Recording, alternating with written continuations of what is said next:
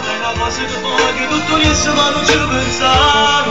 Lascia stare i pensieri, non so che si maniera, si l'amore l'hanno fatto ma ora. Sto felice e contento di tanti strumenti, sto pensando solamente a te.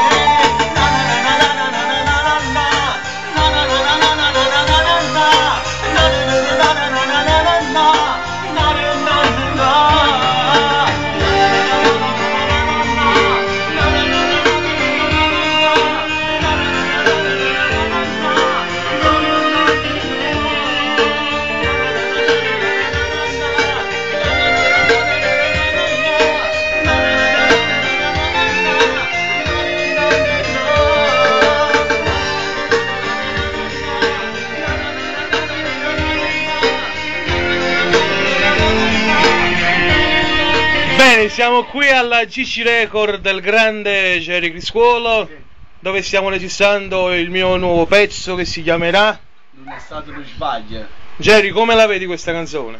È un ottimo pezzo e poi è cantata logicamente dal grande Roberto Volpe, che dire. Già che è cantata da lui abbiamo detto tutto. Vedrai qualche buon risultato in questa canzone?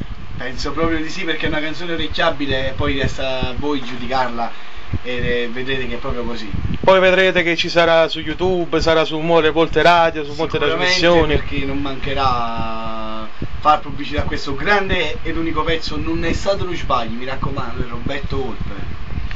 E come ha detto Jerry, non è stato uno sbaglio, prossimamente su tutte le reti, E vi raccomando, se vi serve qualcosa, basi, arrangiamenti, canzoni nuove, tutte cose, andate a Jerry Criscuolo. Un bacio, ciao.